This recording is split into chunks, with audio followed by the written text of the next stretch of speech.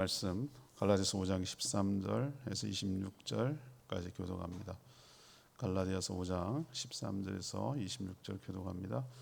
오늘은 10월 28일 토요일 아침입니다. 10월 28일자 본문 갈라디아서 5장 13절에서 26절까지 말씀 교독하겠습니다.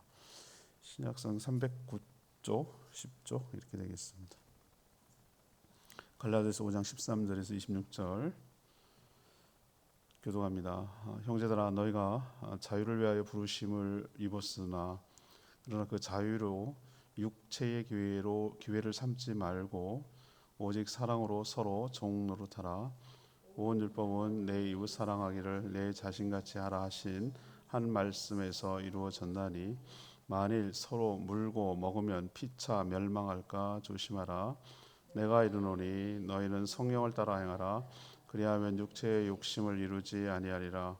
육체의 소욕은 성령을 거스르고 성령은 육체를 거스르나니 이 둘이 서로 대적하므로 너희가 원하는 것을 하지 못하게 하려 함이니라. 너희가 만일 성령이 인도하시는 바가 되면 율법 아래에 있지 아니하리라.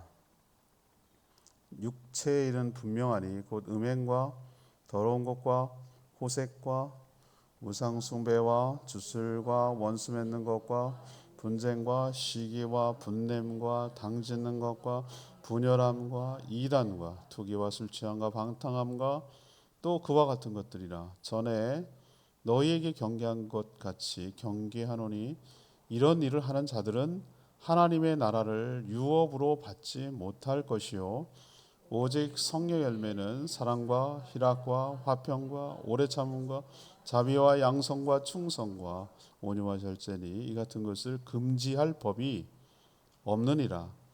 그리스도 예수의 사람들은 육체와 함께 그 정욕을 탐심을 십자가에 못 박았느니라. 만일 우리가 성령으로 살면 또 성령으로 행할지니 헛된 영광을 구하여 서로 노엽게 하거나 서로 투기하지 말지니라. 아멘. 성도는 그리스도를 통해서 자유를 얻었습니다. 받은 자유를 육체의 욕망을 채우는 데 사용하지 말고 사랑으로서 서로 종노릇하며 섬기는 데 쓰라고 권면합니다. 성령과 육체의 욕망은 항상 충돌합니다. 같이 갈 수 없습니다. 성령을 따라 살면 육체의 욕망이 멀어집니다. 육체의 욕망을 따라 살면 성령과 멀어지는 것이죠. 성령의 인도를 받게 된다면 율법 아래 있지 않게 되는 것이죠. 성도는 정욕과 탐심마저도 십자가에 못 박은 존재라는 것을 인식하고 살라고 촉구합니다. 성령의 열매로 그 성품으로 이웃을 대할 것을 촉구하는 내용. 오늘 참 저는 갈라디아 이게 이제 내일 본문이기도 한데요. 참 귀한 말씀이라고 생각합니다. 오늘 질문이 이거예요. 성도라면 어떻게 살아가야 합니까? 성도라면 하나님의 은혜로 구원받은 성도라면 어떻게 살아야 할까요? 이것이 오늘 질문이 되겠습니다. 먼저 13, 14절 말씀이에요. 베푸신 자유를 섬기는 데 사용해야 한다. 베푸신 자유를 섬기는 데 사용해야 한다. 하나님은 예수 그리스도를 믿는 자들에게 모든 압제와 굴레에서 해방시켜 자유를 우리에게 주셨습니다. 이것이 구원의 실제적인 효과 같은 것이죠. 그래서 예수 안에 있는 자들은 예수로 우리를 생각하기 때문에 하나님은 예수 안에 있기 때문에 사단이 우리를 이제는 이리저리 할 수가 없는 것이. 중력이 자꾸 잡아당기니까 하루는 밑으로 떨어지지만 중력이 미치지 못하는 우주로 날아가면 중력이 더 이상 힘을 못 쓰는 것이에요. 우리가 예수 그리스도 안에 있으면 악한 사단 마귀 권세가 우리를 어떻게 할 수 없는 줄로 믿습니다. 우리 보호가 되는 거예요. 우리가 완전하게 안전하게 보호가 되는 거예요. 그래서 유혹을 하고 위협하고 으르렁거릴 수는 있으나 절대 우리를 어떻게 할 수가 없어요. 저희 동물 나오는 프로 좋다고 그랬죠. 사자가 우리가 두꺼운 유리로 이렇게 동물원이 있었어요. 근데 이제 돌 지난 거 한 13, 15개월 요즘 이제 걸어. 근데 걔는 사자가 무서운 게 모르고 사자가 인형으로 알아. 그 느낌 아시겠어요? 진짜 하루 강아지 범 무서운 줄 모르는 거 똑같아요. 그러니까 유리에 가가지고 막 사자가 좋은 거예요. 지는 그게 살아있는 사자인지 그건지 전혀 분간을 못하는 거예요. 막 안짱안짱거리고 막 이렇게 유리창이 되니까 그 사자가 이렇게 노래 보고 있다가 확 덮치는 거예요. 귀여워서 덮쳤는지 먹을 거라고 덮쳤는지. 근데 소용없어요. 유리가 얼마나 두꺼운데요. 발만 긁고 있어, 발만. 근데 아이는 막 좋다고 웃어. 근데 엄마는 이제 그래 뭘 걱정 없는데 괜히 이제 얘가 공포심을 느낄까 봐 이렇게 데려가는데 제가 그 부분에서 느꼈어요. 우리가 그리스도 안에 있으면 사단의 권세는 위협하고 유혹하고 우리를 그렇게 하려고 하지만 어떻게 할 수가 없는 줄로 믿습니다. 이게 자유의 자유. 사단의 권세로부터의 자유. 그가 이제 주인이 아니란 말이에요. 죄와 사망으로부터 우리를 해방시켜 주셨어요. 이제는 죄를 짓지 않을 권리가 우리에게 생긴 줄로 믿습니다. 죄의 결과인 죽음에서 우리가 해방되는 줄로 믿습니다. 우리도 죽죠. 육체로 흙으로 돌아가죠. 그리고 우리 영혼은 천국을 가고 부활의 몸으로 다시 옷 입게 되어서 죽음이란 걸 우리가 잡아당길 수가 없어요. 죽음이 우리를 억압할 수가 없어요. 그래서 우리는 예수 그리스도를 믿는 자들은 성도는 장례식에 가서 찬송가를 불러요. 미쳤나? 사람이 죽었는데 노래를 부른다고? 장송곡도 아니고 며칠 후 달빛 이 사람들이 안 믿는 사람들 미쳤다 그럴 거야. 아마. 왜 미쳤다 그럴까? 우리는 믿고 있으니까. 저희 아버님 돌아가셨을 때도 물론 육체적으로 헤어지는 거는 슬프고 여러 가지 만감이 교체했지만 모든 사람들이 막 이제 마지막인 것처럼 그러지 않았어요. 앞서거니 뒤서거니 하다가 만날 걸 알고 있기 때문에 너무나 확실하고 자연스럽기 때문에 막 애달파하지도 않았어요. 그게 정이 없어서 그런 게 아니라 우리는 다 알고 있었어요. 다 믿고 있었어요. 우리는 만날 거다. 이게 끝이 아니다. 육체는 돌아가지만 다시 만날 것을 우리는 다 알고 있어요. 그걸 너무나 확신하기 때문에 너무 확신하면요 막 약 다물고 또 만날 것을 믿습니다. 이러지 않아요. 그냥 자연스러워요. 할렐루야. 이게 우리에게 주신 자유예요. 이 구원이 뭔지도 모르고 누리지도 못하는 사람이 제일 불쌍한 사람이에요. 돈을 줘도 돈을 쓸 줄 모르는 사람이에요. 전기 꽂아서 눌러 다 주고 했는데 누르지를 못해서 아무것도 못 써. 아무것도 못 써. 이게 바보예요. 바보. 이렇게 엄청난 갑질을 통해 되찾은 자유를 그럼 어떻게 써야 될까? 이게 더 중요하거든요. 이제 알았어요. 아는 게 중요한 거, 아는 것도 중요하지. 알아야 못 쓰니까. 그러면 어떻게 써야 되는가를 여러분 생각하셔야 되잖아요. 이제 이렇게 갑자기 막 없던 돈이 생겼어. 여러분 어떻게 쓰실 거예요? 그 사람의 가치관이 여기서 나오는 거예요. 갑자기 지질이 궁상을 떨고 살다가 갑자기 이제 먹고 살만해졌어. 돈이 생겼어. 그럼 여러분 어떻게 쓸 거예요? 맨날 돈 시간도 없어가지고 시간 하나도 없던 맨날 일벌레처럼 일만 하던 사람이 갑자기 시간이 생겼어. 그럼 여러분 어떻게 쓰실 거예요? 그게 그 사람의 진짜 모습입니다. 돈이 없던 돈이 생겼어. 그 사람 돈 쓰는 게 그게 그 사람의 모습입니다. 없던 자유가 생겼어. 맨날 종살이하며 살았어. 그러다가 갑자기 나를 뭐라고 하는 자들이 한 명도 없어. 이제 내가 스스로 선택해 나가야 돼. 그때 정신 차려야 되는 거예요. 이게 진짜 신앙생활하는 거예요.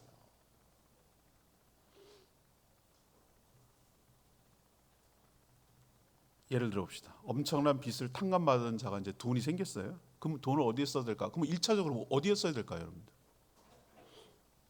어디에 써야 되겠어요, 여러분들? 아직도 안 떠오르세요? 어떻게 써야 되는지? 그렇게 탕감해주고 돈도 생기게 해주고 이렇게 준 분한테 감사해야지. 사람이라면, 양심이 있다면, 사람이라고 한다면 사람의 탈을 쓰고 그러면 안 되는 것이죠. 여러분도 어떤 큰 은혜를 누구에게 받았어. 그럼 어떻게 하겠습니까, 여러분? 사람이라면 마땅히 어떻게 해야 됩니까? 예? 아무것도 없으면 말이라도 고맙습니다. 고맙습니다. 그렇게 말을 해야 되죠. 그리고 내가 뭔가 정말 살해할 게 있고 보답할 게 있으면 어떻게 해야 됩니까? 그 당연히 그렇게 하는 거죠. 그게 사람다운 거예요. 그런데 우리 사람 사이에도 그럴진데 저 사람은 정말 은혜를 몰라. 사람 배은망덕하게 이럴 데 없어. 그런 사람 상종 안 합니다. 제주도 알잖아요. 장례식 가서 보다 보면 다 상품권 줍니다. 저는 다 싸줬습니다. 온라인으로. 제주도만. 왜 그냥 그런 문화가 남아있기 때문에. 당연히 보답해야 돼요. 자, 그럼 우리가 제일 처음에 하나님께서 우리에게 엄청난 갑질을 통해서 어떻게 자유를 주셨어요. 그러면 어떻게 되는 것이죠? 그렇게 자유를 주신 뭐예요? 그분에게 일단 감사해야 돼. 여러분 하나님께 감사하고 사시는 여러분 되기를 바랍니다. 평생 감사, 평생 감사. 이건 무엇으로도 갚을 수 없는 감사예요. 이건 어떻게 갚을 수가 없는 감사예요. 뭘 해도 갚을 수 없는 감사예요. 평생 감사하고 살고, 두 번째 드는 생각은 무슨 생각이 들까요? 내가 저렇게 엄청 예수 그리스도라는 십자가 못 박아서 아들을 죽여서 우리를 살려놨으니까 우리는 아들 예수 그리스도의 목숨값이라 이 말이에요. 목숨값.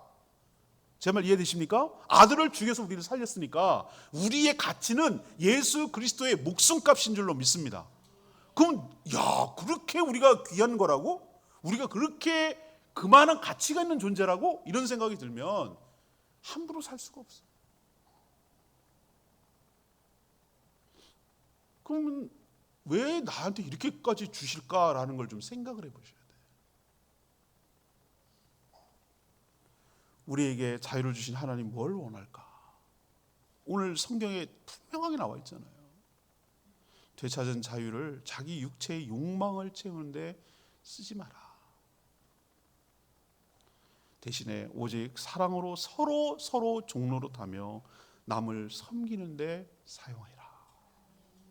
이게 자유를 잘 쓰는 것이에요. 이제 뭘 해도 돼요? 내가 돈이 갑자기 생기고 시간이 갑자기 생기고 그럴 때 그 사람의 인격과 신앙과 가치관이 드러난다고 했죠. 우리에게 자유를 생겼는데 그 자유를 어떻게 쓰냐면 아싸 그러면서 자기 육체의 욕망을 채우는데 그 자유를 쓸 수는 있어요. 근데 그 자유를 되찾아준 하나님과 예수 그리스도께서 그것을 바라볼 때 속이 상해.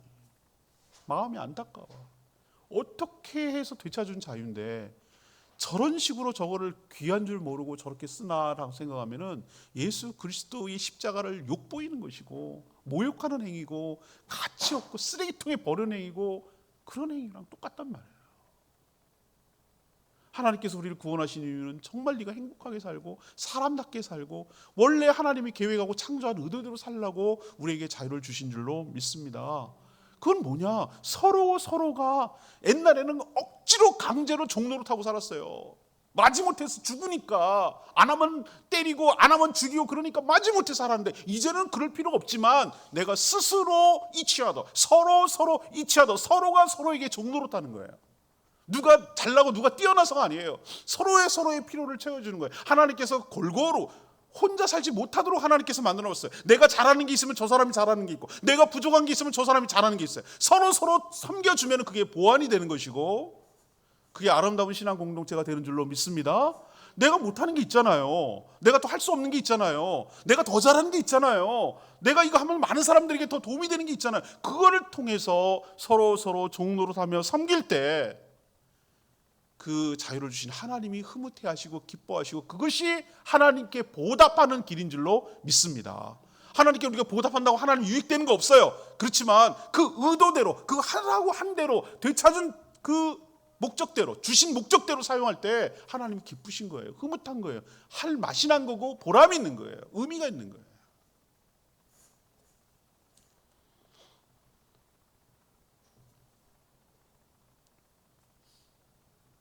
그게 바로 자유를 되찾으신 분에게 할 인간의 도리입니다. 말 그대로 자유는 무엇을 해도 되는 것처럼 생각할 수 있지만 자기 마음대로 사는 방종과 자유는 완전히 다릅니다. 죄 지는데 자유를 쓴다면 또 죄의 종으로 전락하고 마는 것이에요. 여러분이 하나님이 그렇게 어렵게 핏값으로 주신 자유를 서로 섬겨서 남이 잘되게 하고 남을 돕고 남을 세워주는데 그 자유를 사용할 때 가치 있는 것인 줄 믿습니다. 자존심 상해하지 마세요. 내가 왜 이런 식으로 하지 마세요. 여기 분명히 얘기했어요. 서로 종노릇하라고 그랬어요. 서로 종노릇. 이게 좋은 공동체고 이게 신앙생활 잘하는 것입니다. 서로가 서로를 섬겨주는 거예요. 종이라서 섬기는 게 아니에요. 내가 비천하고 낮아서 섬기는 게 아니에요. 예수님처럼 겸손하게 스스로 낮아져서 다른 사람을 세워주고 다른 사람의 필요를 채워주고 다른 사람을 도와주고 그렇게 사는 것이 자유를 잘 사용하는 사람인 줄 믿습니다. 두 번째 성도로 하면 어떻게 살아야 될까? 15절에 21절 성령으로 육체의 욕심을 제어해야 된다. 성령으로 육체의 욕심을 제어해야 한다. 이것이 성도답게 사는 것이죠. 성령의 인도를 받는 것과 육체의 욕망을 채우는 것은 서로 상관관계가 있는데, 이런 관계를 여러분 함수 배우셨어요? 이차함수인가? 이게 일차함수 있지 뭐. 일차함수. 저 문과라서. 반비례 관계 아세요? 반비례? 반비례 관계 이 정도는 아시죠? 모르면 할 수 없어요. 사는데 저 지장이 없어요. 반비례는 뭐냐? 이게 높아지면 상대가 낮아지고요, 내가 높아지면 상대가 낮아지는 그런 관계를 말하는 거예요. 이게 반비례 관계예요. 내가 더 높아지면, 이쪽이 높아지면 상대적으로 이쪽이 낮아지고요, 이쪽이 더 높아지면 상대쪽이 낮아. 이런 관계를 반비례 관계라고 그래요. 성령으로 인도를 받으면 육체의 욕망을 제어할 수 있게 될 줄 믿습니다. 그러나 반대로 거꾸로 말하면 반비례 관계이기 때문에 육체의 욕망을 따라 살아가면 성령의 인도를 받을 수 없어요. 이건 서로 상관관계가 있어요. 영향을 주고 있단 말이에요. 오늘 새벽에 손흥민이 골을 넣었다는데 내가 못 봐가지고 내가 잠자느라고. 축구 매니아들은 그걸 너무 좋아합니다. 분명히 2대0으로 이겼다고 그러고 두 번째 골을 손흥민이 넣었다는 걸 아침 기사에 살짝 봤거든요. 골 장면을 못 봐가지고. 8호 골. 리그 2위예요. 그런데 제가 늘 축구 얘기하잖아요. 남자들은 축구 얘기해요. 군대 얘기도 하고. 그게 낙이에요, 평생. 근데 축구할 때 여러분 아무리 몰라도 그거는 보이잖아요. 우리 팀이 공을 잡고 있으면 상대가 공격을 못해. 공은 하나니까. 우리가 그래서 볼 점유율을 높여야 된다, 이 얘기를 하는 거예요. 여러분 옛날에 생각할 때 뭐라고 그랬어요? 우리는 바보 같아서 축구 1도 모르는 사람들은 이제 다 알아. 국민 수준이 하도 높아가지고 우리가 공을 잡으면 돌려요, 이렇게 뒤로. 왜 백패스를 해? 공격 닥치고 공격. 바보. 닥치고 공격도 뺏기면 우리가 공격당해야 되는, 수비해야 되는데 안전하게 틈을 보고 있다가 탁 찔러 넣어줘야 되는 거잖아요. 우리가 빙빙 돌리는 것 같아. 돌리는 게 아니에요. 우리가 공을 갖고 있으면 수비잖아요, 그게. 그렇잖아요? 그리고 이렇게 돌리고 있다 틈을 보는 거지. 볼 점유율이 높아야, 물론 볼 점유율이 높다가 이기는 건 아니지만 우리가 갖고 있어야 수비를 그게 수비잖아요. 제 말 때도 이해를 못 사치네 이게. 그게 수비라고요. 우리가 공격하는 것처럼 보이지만 그게 수비라고요. 내가 무엇을 따라 살아가느냐가 중요한데, 내가 성령을 따라 살아가면 살아갈수록 육체의 욕망은 더 줄어들고 더 사그라지게 될 줄로 믿습니다. 반대로 육체의 욕망을 따라 살아가면 살아갈수록 나는 성령을 따라 살아갈 수 없는 자가 되는 거예요. 그러니까 우리는 성령을 따라 살아가면 살아갈수록 저쪽을 하지 말아야지, 살지 말아야지, 육체의 욕망을 따라 살지 말아야지, 더 조심해야지, 이렇게 살면 바보예요. 바보. 그렇게 살지 말고 성령을 따라 계속 살아가도록 노력하면 자연스럽게 육체의 욕망은 줄어들게 될 줄로 믿습니다. 둘이 반비례 관계니까. 내가 못하는 거에 집중하지 마시고 내가 잘하는 쪽을 극대화시키는 게 성공하는 길이라고 말하잖아요. 그렇다면 성령 충만을 위해서 성령의 인도함을 받으려고 지속적으로 노력하면 자연스럽게 육체의 욕망은 줄어들게 될 줄로 믿습니다. 이 원리를 알아야 된다고요. 이게 성경에 나오는 얘기, 제 얘기가 아니고, 이거 내일 또 한 번 더 얘기할게요. 저 오늘 설교하고 또 한 번 설교하는 느낌이에요. 이제 11월부터 2번 할 거니까 연습하는 거예요.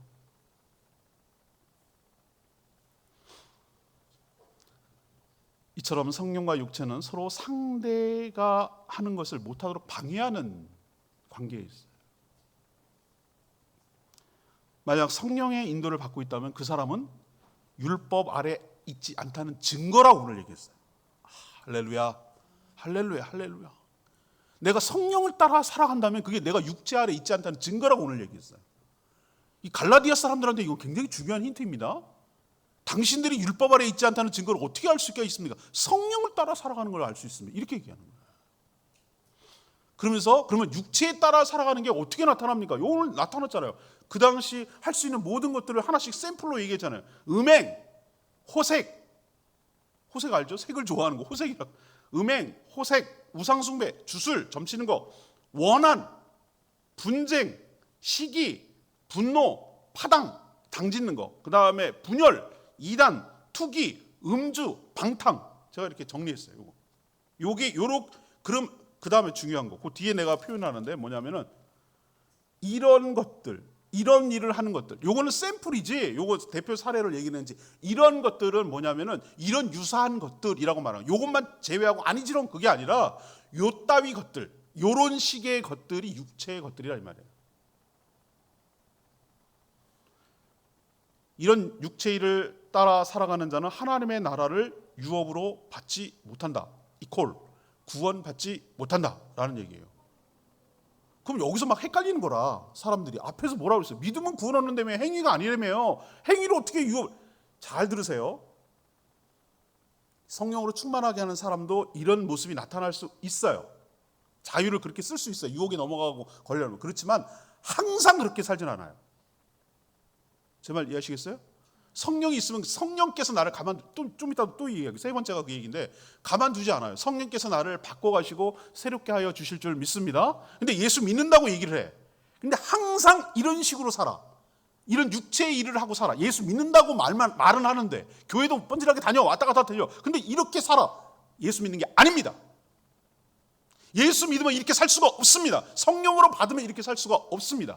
이 얘기는 그렇게 해석해야 돼요. 무슨 얘기냐면은 이런 일을 하는 사람은 그러면은 걸리는 사람은 전부 다 하나님 나라 유업을 받을 수 없습니다. 지옥에 갑니다. 이걸 그런 식으로 해석하면 안 되는 거예요. 안 믿는 사람, 성령이 없는 사람, 예수의 생명이 없는 사람은 이렇게밖에 살 수 없습니다. 그 뜻이에요. 그래서 우리는 알 수 있습니다. 이 얘기예요. 열매로 알 것이다. 여러분도 성령을 따라 살면 이런 일이 점점 옅어지고 줄어들고 처음부터 안 돼요. 여러분 처음부터 안 돼요. 안 되는 거 압니다. 그러나 어느 순간부터 내가 점점 싫어지고 이런 일을 하는 것이 역겨워지고 이런 일을 하는 것이 마음이 불편해지고 이런 일을 하는 것이 힘들어져요. 점점 힘들어져서 나도 모르게 점점 육체 일을 하지 않고 성령을 따라 살고 싶은 마음이 생기고 그 거룩한 마음이 생기고 내 안에 성령께서 나를 바꿔가실 줄로 믿습니다. 기억하십시오. 제가 두 번째 꼭 기억해야 될 게 뭐냐면은 나의 연약함과 죄악에 집중하지 마세요. 거기에 묵상하고 거기에 집중하면 물론 회개해야 돼. 그렇지만 거기 어떻게 하면 이런 거에 집중하지 마시고 하나님 제가 성령으로 충만하게 하여 주시옵소서. 진리로 충만하게 하여 주시옵소서. 나의 모든 나의 자아를 예수 그리스도의 십자가에 못 박아 죽이고 나의 모든 것을 주님께 의탁하고 위탁합니다. 성령님 나를 마음껏 사용하시고 나를 마음껏 다듬어 주시옵소서. 제가 힘 빼겠습니다. 물 위에 이렇게 둥둥 뜨듯이 하나님 내가 완전히 나의 자아와 이거는 죽이겠습니다. 하나님 저를 마음대로 하여 주시옵소서. 성령님 저를 마음대로 하여 주시옵소서.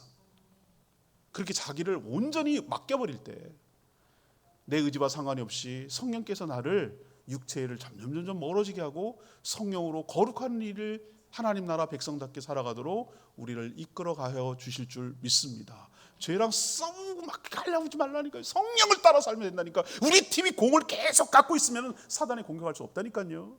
계속 우리가 주도권을 갖고 있으면 된다니까요. 세 번째 22절에서 26절 모든 일들을 성령을 따라 행해야 된다. 이 얘기를 지금 마지막에 하는 거예요. 그럼 성령을 따라 살아가는 사람은 어떻게 살아가는가? 성령께서 내면에서 다듬어 주시는 성품대로 살아가야 되는 것이다. 그것을 오늘 성령의 그 유명한 9가지 열매로 얘기하는데 이 열매란 무엇인가? 결과물이라고 생각하지만 저는 열매라고 말해놓고 성품이라고 읽어요. 열매는 성품이에요. 사랑, 희락, 화평, 오래 참음, 자비, 양성, 충성, 온유, 절제 이거 전부 다 뭘 말하는 거냐면 다른 사람과의 관계에서 어떻게 맺고 대하고 살아가야 할지 대한 그 사람의 삶의 성품과 태도를 말하는 거예요. 여기서 오래 참음이 얼음장 위에서 맨발로 누가 오래 있으나 기네스북에 올라가는 거 그걸 도전하는 걸 말하는 게 아니에요. 턱걸이 할 때 누가 여기 오래 매달리냐 이걸 오래 참음이라 그러지 않고 정말 까탈스럽고 힘들고 불편하고 어려운 사람인데 누구나 대해도 말썽을 일으키고 저 사람만 있으면 일으키는데 그 사람을 대할 때 오래 참아주고 기다려주는 것을 오래 참음이라고 말하는 줄 믿습니다. 화내고 열받아서 막 야단치고 싶은데 그것을 절제하고 참고 기다려주는 건 그걸 온유라고 말하는 겁니다. 하기 싫고 또 하고 뭐 들락날락하고 말이야 들쑥날쑥하는데 아니고 자기가 맡은 일을 충성스럽게 끝까지 해나가는 걸 충성이고 성실이라고 말하는 것입니다.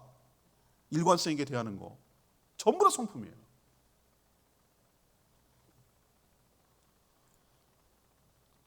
오늘 내일도 또 이 말씀드리겠습니다만 여기서 저는 안 보이던 게 보였다 이 말이에요. 이것을 금지할 법이 23절 이 같은 유라고 그래서 이거 전부 다 통칭하는 거예요. 9가지 이 같은 것을 뭐 할 법이 없느니라 금지할 법이 없대. 이게 여러분 무슨 말 같으세요? 금지할 법이 없다. 이 뭘로 해석돼서 여러분들? 저는 이게 눈에 들어왔어요. 이번에 설교 준비하면서. 이것을 금지할 법이 없다는 것은 이런 성품을 빚어가시는 성령의 역사를 막을 것이 아무것도 없는 줄로 믿습니다. 이게 놀라운 은혜예요. 나도 나를 못 막아. 성령께서 나를 이렇게 이끌어 가시는 것을 누구도 못 막는다고. 이렇게 만들어내신다고.